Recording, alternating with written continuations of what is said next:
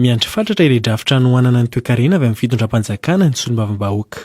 Anisan'ny fanontaniana napetraka izy ireo tamin'ny ministry ny Fizahan-tany sy ny fitaterana ary ny famantarana ny toetrandro, nandritra ny fihaonany rotota teny Ivato no mety ho endriky ny fanohanana marolafy volavolain'ny fahefana mpanatateraka. Ny angatahany betsaka ary izay isan'ny nangataka ilay violence na le paikady entiny sehatrasa tsirairay hiatrehana ny aoriana ny coronavirus fa mbola tsy nahelo ary mbola tsy nahita izahay. Angatahana monsieur le ministre, ianao no milaza hoe amin'ny vitsivitsy dia hivoaka io fa mbola tsy tonga aty le izy hatramin'izao.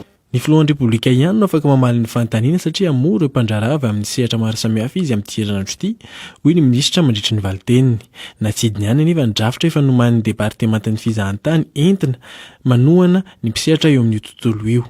Drafitra ivoaka tsy ho ela raha ny filazany ary mampirisika ny malagasy hitsidika ny Madagasikara. Miatrika amin'izany atao hoe promotion ny fizahan-tany atao anatiny na hoe tourisme national izany. Izany koa dia rahana amin'ireo mpandraharaha dia afaka tapa-bolana angamba dia ivoaka ny atao hoe voalohany indrindra aloha sita ny offre promotionnelle rehetra eto Madagasikara. Izany hoe anatin'io site io zany dia ho hitanao daholo ny établissement rehetrarehetra na parc national io na restaurant io na hôtely io na mpanofa tomobily io rehefa ao anatin'ny fizahan-tany izay manao ny offre promotionnelle eran'ny Madagasikara. Milaza ho tsy mbola mahafantatra ny daty mety honana amin'ny filohan'ny repoblika ireo mpisehatra amin'ny Fizahan-tany izay anisany tena hiaran'ny voka-dratsiny ny amehana ara-pahasalamana sy ny fampiatoana ny fifandraisana anabakabaka sy an-dranomasina amin'ny any ivelany.